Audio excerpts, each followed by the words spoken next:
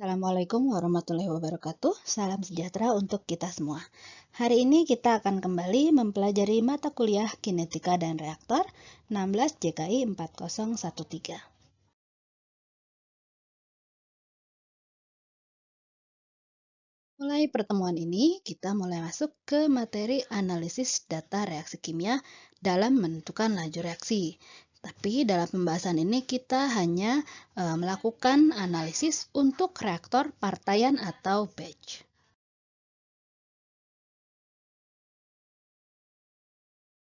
Oke, pada pertemuan sebelumnya kita sudah bahas ya jenis-jenis reaksi dan definisi dasar dari laju reaksi. Nah, pada pertemuan ini kita akan mulai membahas mengenai penentuan laju reaksi. Penentuan laju reaksi itu dapat dilakukan dengan dua cara. Yang pertama lewat teori atau secara teoritis laju reaksi, dan kedua lewat presentasi data hasil percobaan atau istilahnya curve fitting. Sedangkan penentuan konstanta laju reaksinya hanya dapat dilakukan melalui percobaan. Cara pertama yaitu penentuan laju reaksi secara teoritis. Kita akan menentukan ketergantungan laju reaksi terhadap konsentrasi dicari pada kondisi temperatur tetap.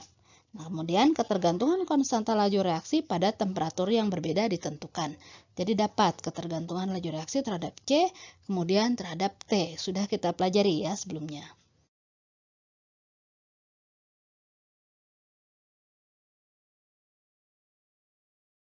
Nah, cara yang kedua ini menentukan laju reaksi empiris berdasarkan hasil percobaan. Percobaannya dapat dilakukan menggunakan dua jenis reaktor ya, baik yang batch atau partaian dan yang reaktor kontinu atau reaktor flow. Reaktor batch itu lebih tepat untuk wadah menyimpan reaktan ketika reaksi terjadi. Pengambilan datanya bagaimana bisa dilakukan lewat 4 cara berikut ini. Yang pertama, salah satu konsentrasi ditentukan sehingga konsentrasi zat lainnya bisa dihitung. Yang kedua, menentukan perubahan sifat fisik fluida seperti konduktivitas atau indeks refraksi. Ini Anda lakukan di salah satu praktikum Labtek 2 ya, ketika belajar tentang reaktor tangki ideal kontinu atau CSTR. Itu ada, kalian mengukur konduktivitasnya, nanti dikonversi. Ketika terukur konduktivitasnya berapa, dapat konsentrasinya berapa. Ini berarti kembali ke cara yang pertama tadi. Kemudian menentukan perubahan tekanan pada sistem dengan volume konstan. Yang terakhir menentukan perubahan volume pada sistem yang bertekanan tetap.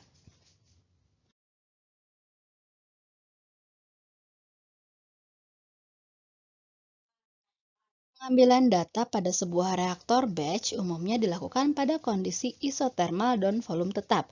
Jadi hasil yang didapat mudah diinterpretasikan ya. Jadi parameter-parameter lainnya itu dibuat tetap. Jadi murni benar-benar ketergantungan laju reaksi terhadap suhu atau terhadap laju reaksi terhadap konsentrasi yang kita dapat datanya tanpa dipengaruhi parameter lainnya. Sementara itu, reaktor kontinu atau flow itu biasanya digunakan untuk pengambilan data reaksi heterogen yang beda fasa ya. Dan kemudian ada dua prosedur untuk menganalisis data yang sudah didapat. Jadi ada dapat data, bagaimana mengolah data tersebut menjadi laju reaksi. Itu ada dua prosedur, yaitu prosedur integral atau metode integral dan metode diferensial. Nah, kedua metode ini yang akan kita bahas dalam beberapa pertemuan ke depan.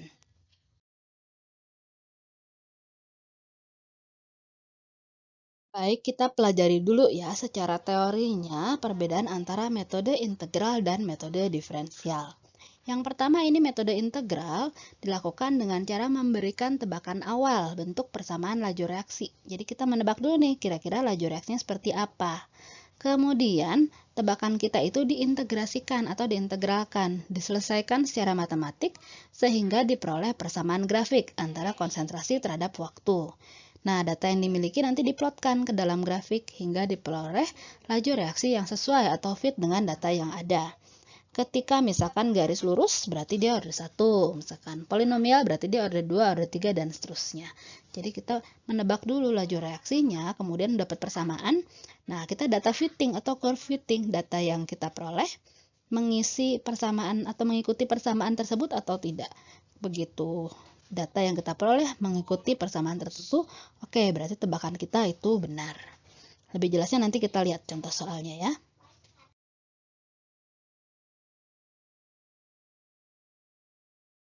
Metode yang kedua itu metode diferensial, dilakukan dengan cara langsung menguji laju reaksi terhadap data yang dimiliki.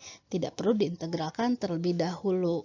Tapi karena laju reaksi tersebut merupakan persamaan diferensial, maka kita harus menentukan dulu nilai 1 per V dN per dt-nya berdasarkan data yang ada. Ya, nanti kita akan coba nih latihannya supaya paham metode-metode ini.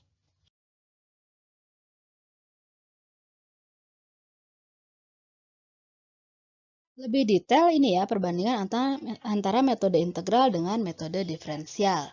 Metode integral itu mudah digunakan untuk menentukan atau menguji laju reaksi yang sederhana, kemudian mekanismenya sudah spesifik, atau ketika data yang dimiliki sebarannya cukup tinggi sehingga agak sulit didiferensialkan atau diturunkan persamaannya. Sementara itu, metode diferensial mudah digunakan untuk menentukan atau menguji laju reaksi yang lebih kompleks dengan jumlah data yang sangat banyak. Nah, jadi secara umum disarankan untuk menggunakan metode integral terlebih dahulu. Apabila tidak berhasil, baru gunakan metode diferensial. Ya, sekali lagi secara umum metode integral itu bisa dikotret, bisa dikerjakan langsung. Ditulis saja bisa. Tapi kalau metode diferensial, Anda sudah harus mengerjakannya dengan bantuan program komputer seperti MATLAB. Nah, sekarang kan sedang belajar MATLAB juga ya. Nanti bisa dicoba menyelesaikan persamaan diferensial menggunakan MATLAB. Oke, untuk bahasan beberapa slide berikutnya, kita fokus untuk reaktor batch yang volumenya tetap. Ya, ini yang harus kita camkan. Kita bekerja di volume tetap dulu. Nanti yang di volume berubah beda bahasan lagi.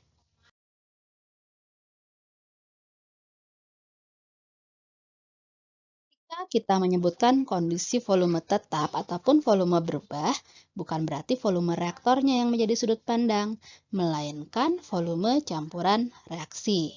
Ya, jadi Anda bayangkan sebuah reaktor itu bisa jadi volume reaktornya sama dengan volume reaksi.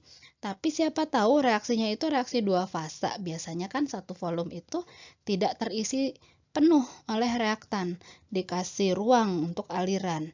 Nah, berarti kan volume reaktor tidak sama dengan volume reaksi untuk yang seperti itu. Tapi kalau sama boleh tidak boleh saja ya. Tapi dalam bahasan kita selanjutnya yang kita sebut sebagai volume adalah volume campuran reaksinya. Nah, ketika disampaikan bahwa volumenya tetap, berarti sistem reaksi memiliki densitas yang tetap ya.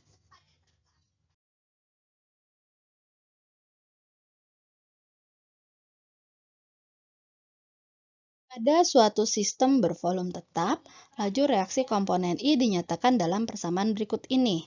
R sama dengan 1 per V dNI per dt. Atau karena V-nya ini tetap ya, bukan dV sendiri, maka NI per V-nya kita bisa masukkan ke dalam persamaan. dNI per V per dt. Mol dibagi volume itu konsentrasi ya, dC per dt. Makanya bisa jadi persamaan umum seperti ini. Untuk gas ideal itu C-nya kita sudah pernah bahas ya, C itu sama dengan P per RT. Jadi persamaan ini bisa kita sederhanakan atau ubah bentuknya dalam fungsi tekanan menjadi 1 per RT dPi per dt.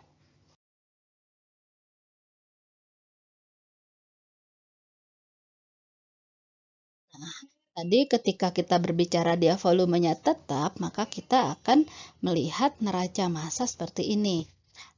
Misalkan ada komponen A, B, dan B menjadi produk R dan S dan seterusnya.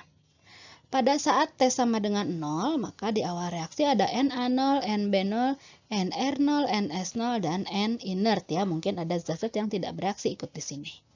Nah, pada waktu T sama dengan T, Na atau kondisi pada saat T itu sama dengan Na0 min A kali X. Nb0 min B kali X. Nr, kalau R produk ya, jadi Nr0 ditambah Rx. Ns0 ditambah Sx. Kalau inert tidak berpengaruh ya. Jadi, kita kembalikan kondisi awal ini pada saat T sama dengan 0, ada yang namanya jumlah mol total. Nah, jumlah mol total yang ada dalam sistem itu mulai dari Na0, Nb0, Nr0, Ns0, N inert. Jadi semua komponen yang ada di awal reaksi itu adalah N0, mol awal.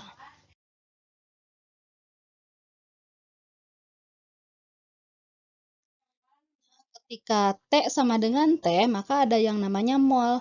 Molnya itu tadi mol awal total ditambah, ini ditambah ya, karena kita nanti minusnya dari sini nih. Begitu produk dia akan menambah, begitu reaktan dia akan berkurang. N0 ditambah X, ini konversinya. Nah, ini adalah koefisien reaksinya. R plus S dan seterusnya yang merupakan produk, dikurangi A, B, dan seterusnya yang merupakan reaktan. Tidak ada inert di sini ya, karena kita mau melihat jumlahnya. Inert itu di awal dan di akhir tetap sama. Maka persamaan ini bisa disederhanakan menjadi N0 ditambah X kali delta N. Delta N-nya itu apa? Delta N itu R plus S dan seterusnya, ini koefisien produk dikurangi koefisien reaktan.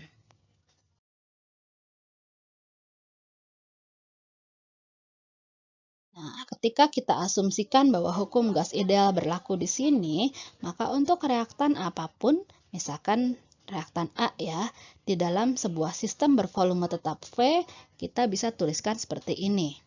Ca sama dengan Pa per RT. Ingat konsentrasinya punya A, P-nya juga punyanya A ya.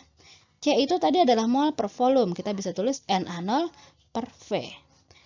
Na per V, maaf. Na itu apa? Na0 dikurangi A kali X, ya, dibagi V. Nah, persamaan ini kita bisa ubah bentuknya jadi persamaan yang di bawah. Ca sama dengan Na0 per V dikurangi A per delta N, total reaktan ya, dikalikan N min N0 per V. Silakan dicermati kembali. Bagaimana persamaan yang di atas ini bisa diubah bentuknya jadi persamaan yang di bawah. Ya, kuncinya sebenarnya hanya ini dibagi ini tadi. Supaya koefisiennya sama semua, ada delta N di sini. Ya, silakan dipahami kembali.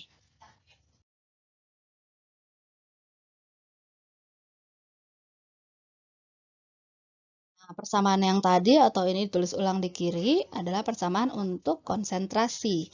Kalau data yang diketahui adalah tekanan parsial atau reaktannya adalah fasa gas, maka kita bisa ubah konsentrasi ini dalam bentuk tekanan ya.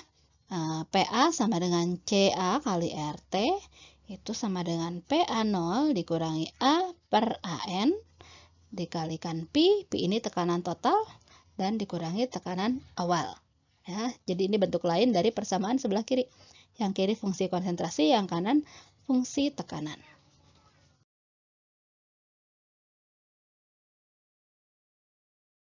Persamaan yang tadi itu untuk A, untuk reaktan. Nah, bagaimana kalau untuk produk? Hanya berubah seperti ini ya. Tadinya dikurangi A per delta N, maka untuk produk R ini menjadi R per delta N. Tapi apabila stokiometri tidak diketahui, berarti kita tidak bisa tahu nilai R kecil, nilai A kecil, B kecil, delta N-nya pun tidak bisa kita ketahui. Atau apabila terdapat lebih dari satu persamaan stokiometri, maka metode tekanan total ini atau persamaan-persamaan ini tidak bisa digunakan ya.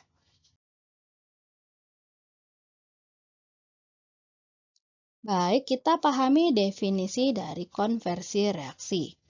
Apabila senyawa A terkonversi menjadi senyawa lain atau terdapat fraksi A yang bereaksi, maka besaran perubahan tersebut dinyatakan sebagai konversi A atau dilambangkan dengan XA.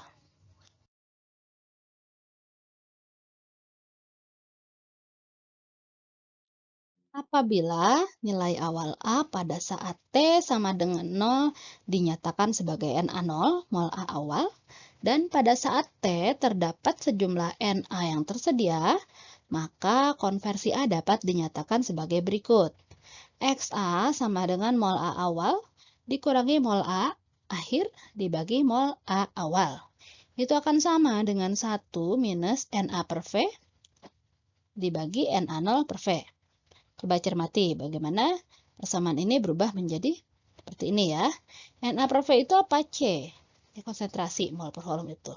Jadi akan sama dengan 1 min Ca per Ca0. Apabila kita diferensialkan sisi kiri dan sisi kanan, maka kita dapat dxa sama dengan turunan 1 itu 0, turunan Ca per Ca0 akan dapat minus dca per Ca0. Nah, persamaan umum ini yang akan kita gunakan untuk penentuan konversi. Baik, kita mulai masuk ke pembahasan metode integral untuk analisis data reaksi. Ya, tadi Anda harus paham dulu tentang konversi reaksi dan penurunan-penurunan rumus sebelumnya untuk dapat melanjutkan ke pembahasan berikutnya. Kita ulangi sedikit ya, seperti apa metode integral itu.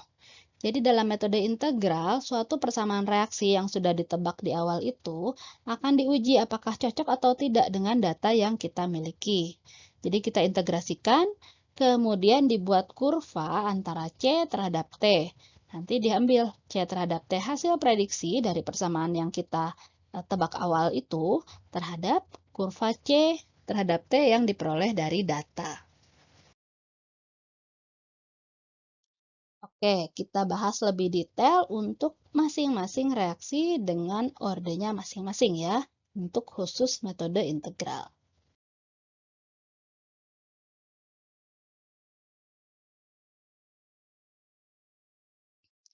Oke, kita akan mulai pembahasan tentang metode integral untuk analisis data reaksi orde 1 tipe irreversible unimolekular. Ya, perhatikan reaksi berikut ini. A, ada reaktan A, satu aja reaktannya, menjadi produk. Misalkan kita akan menguji persamaan laju reaksi nih, kita menebak dulu. Sepertinya reaksi ini punya persamaan laju reaksi seperti ini. Min RA sama dengan min DCA per DT sama dengan KCA. Nah, kita mau uji nih data yang kita miliki apakah mengikuti persamaan ini atau tidak. Itu yang akan dilakukan lewat metode integral.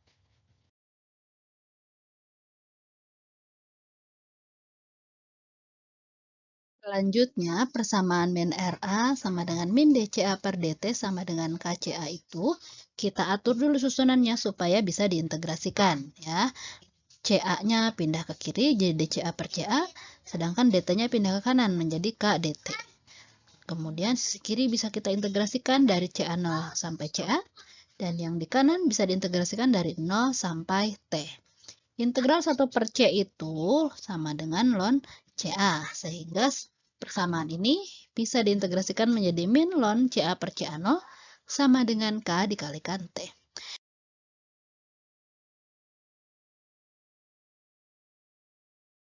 Apabila nilai konsentrasi C dinyatakan dalam besaran konversi, maka persamaan min RA sama dengan min DCA per DT sama dengan KCA dapat diubah menjadi seperti ini.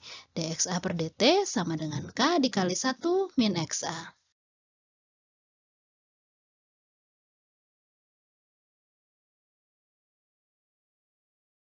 Persamaan dxa per dt sama dengan k dikali 1 min xa ini, kita bisa ubah susunannya supaya mudah diintegrasikan. 1 min xa-nya dipindah ke sisi kiri, dt-nya pindah ke sisi kanan. Sehingga menjadi seperti ini ya, mirip dengan persamaan tadi. Jadi persamaan umumnya min ln 1 min xa sama dengan k dikali t.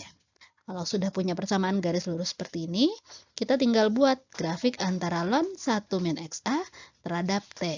Jadi kita bisa dapat kurva seperti ini, kemiringannya adalah K.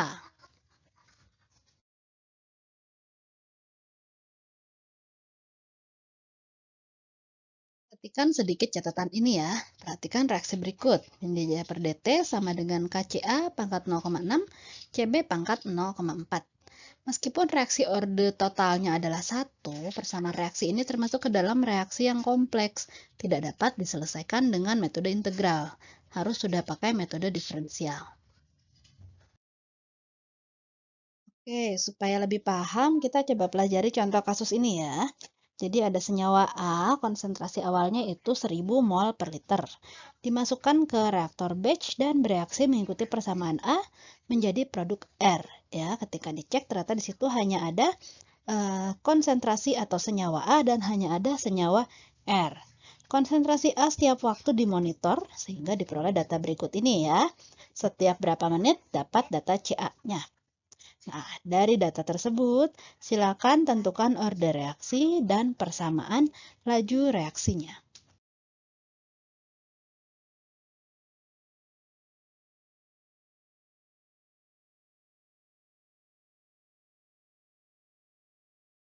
Cara pengerjaannya, kita buat tabel dulu seperti ini. T dan CA ini dari soal. Dari sini kita hitung CA per CA0-nya, kemudian ln CA per CA0 dan min ln CA per CA0. Dari sini kita bisa buat kurva antara T dengan min ln CA per CA0. Ya. Kemudian kita coba regresi dan diperoleh persamaan garis lurus Y sama dengan 0,0012X. Nah, ini karena R kuadratnya mendekati 1 ya, 0,9971. Maka min RA sama dengan KCA itu sama dengan 0,0012. Kemiringannya tadi K-nya langsung ya. CA per menit. Seperti itu caranya. Baik, kita lihat contoh kasus kedua ini sama senyawanya A dengan konsentrasi awal 1000. Ada data tiap waktu dan kita coba hitung order reaksi dan persamaan laju reaksinya.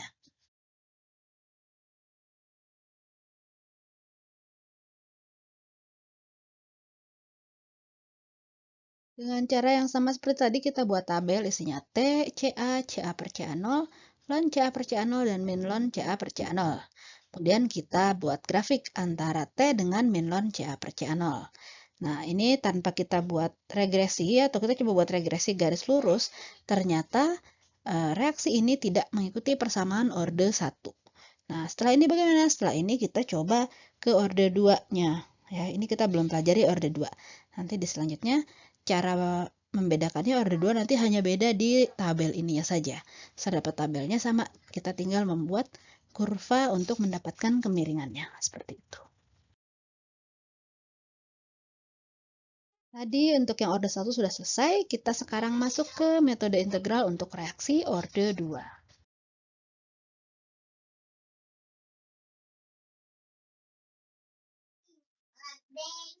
Oke, metode integral untuk reaksi orde 2 tipe irreversible ya, bukan yang bolak-balik, dan unimolekuler. Perhatikan reaksi berikut, A plus B menjadi produk. Misalkan kita tebak awal dulu, persamaan laju reaksinya seperti ini. K dikali CA kali CB. Nah, kita coba ya, apakah persamaan laju reaksi ini benar-benar bisa digunakan untuk reaksi orde 2.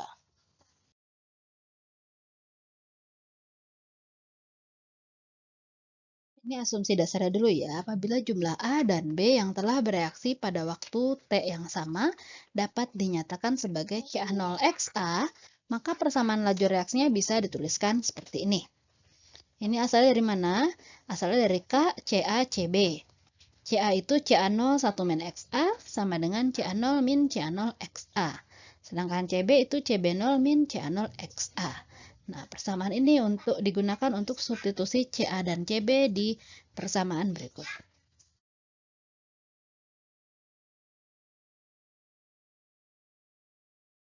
Untuk memudahkan perhitungan, asumsikan nilai CB0 per CA0 sama dengan M. Jadi persamaan di atas dapat dituliskan kembali sebagai berikut ya.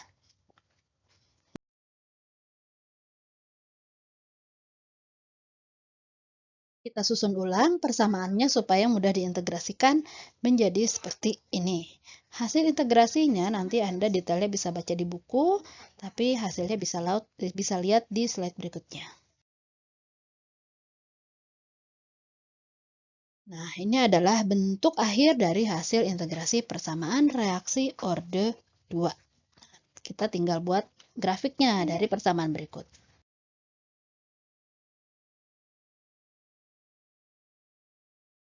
Hasil plotting dari persamaan tadi bisa dilihat di gambar berikut ini.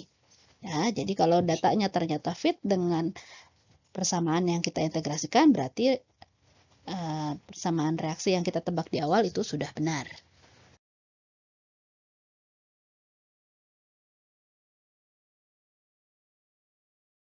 Oke, yang tadi untuk nilai CA dan CB yang berbeda ya, jadi bisa dituliskan masing-masing CA sendiri, CB sendiri.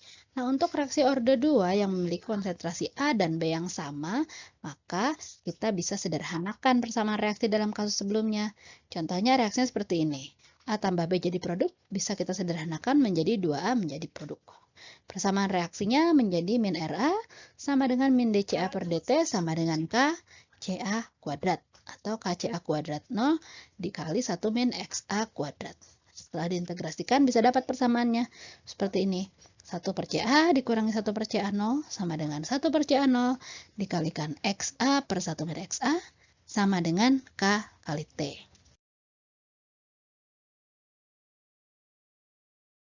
Plotting data terhadap persamaan tadi bisa Anda lihat di gambar 3.3 ini ya untuk CA0 dan CB0 yang sama, reaksi orde 2. Perbedaannya dengan plotting yang reaksi orde 2 tapi konsentrasi beda tadi, CaCb ada pada slope-nya. Kalau yang tadi slope-nya adalah K kali CaCb, yang di sini slope-nya adalah K dikali CA0 ya. Nilai slope-nya ini yang beda.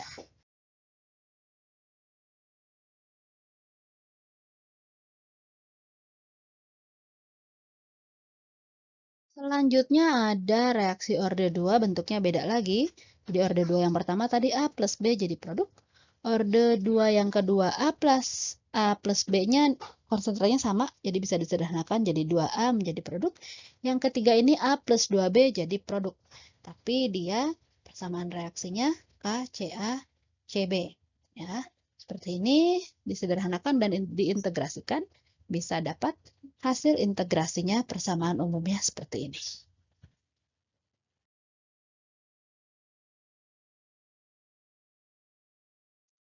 Berikutnya kita masuk ke metode integral untuk reaksi orde 3.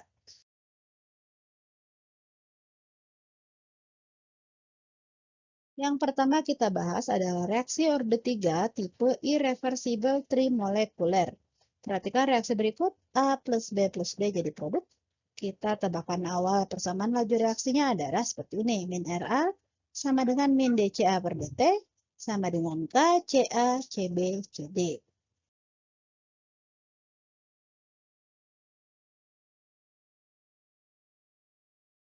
Nah, persamaan yang tadi kita coba sederhanakan atau ubah bentuknya menjadi bentuk XA, sehingga diperoleh persamaannya menjadi seperti yang tertulis di sini. Dan jika diintegrasikan, akan seperti yang di bawah. Ya. Kalau mau coba integrasikan sendiri, silakan boleh. Nah, ada langkahnya ada di reference block.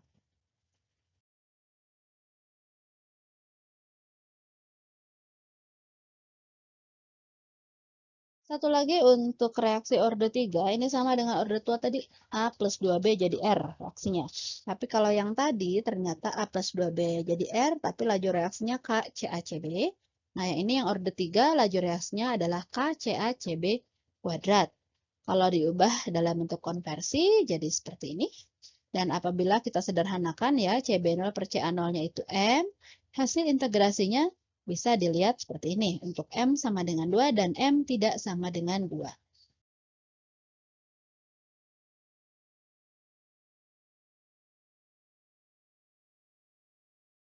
Nah, ini ada satu lagi juga, persamaannya sama seperti yang orde 2 tadi, A plus B jadi R, tapi ternyata laju reaksinya dia non-elementer ya, tidak sama dengan koefisien, jadi KCaCb pangkat 2. Maka bisa kita integrasikan, dan hasilnya seperti di bawah ini, untuk M tidak sama dengan 1, dan M sama dengan 1. Terakhir kita akan pelajari metode integral untuk reaksi orde N dan reaksi orde 0.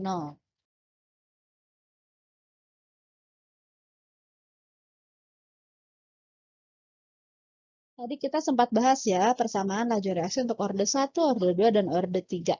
Nah, kalau reaksinya orde N dan bisa dinyatakannya dalam A seperti ini, min Ra sama dengan dCa per dt sama dengan KCa pangkat N, maka hasil integrasinya akan membentuk persamaan umum sebagai berikut.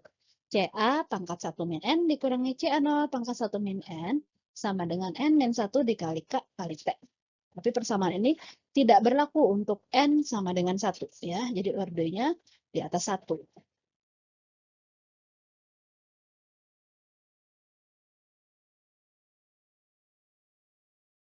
Untuk reaksi orde 0, atau persamaannya min Ra sama dengan min dCa per dt sama dengan K, ya, tidak bergantung sama konsentrasi, maka hasil integrasinya bisa dilihat seperti ini. Untuk T kurang dari Ca0 per K, dan untuk T lebih besar sama dengan Ca0 per K.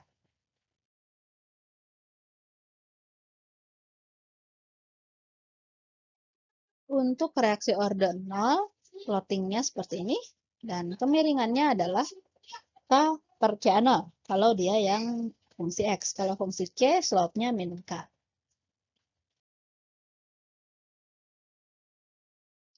Oke, materi metode integral untuk analisis data reaksi tadi orde 1, orde 2, orde 3, orde 0, dan orde N sudah selesai. Nanti kita lanjutkan ke reaksi yang lebih kompleks. Setelah ini silakan Anda coba latihan-latihan soalnya.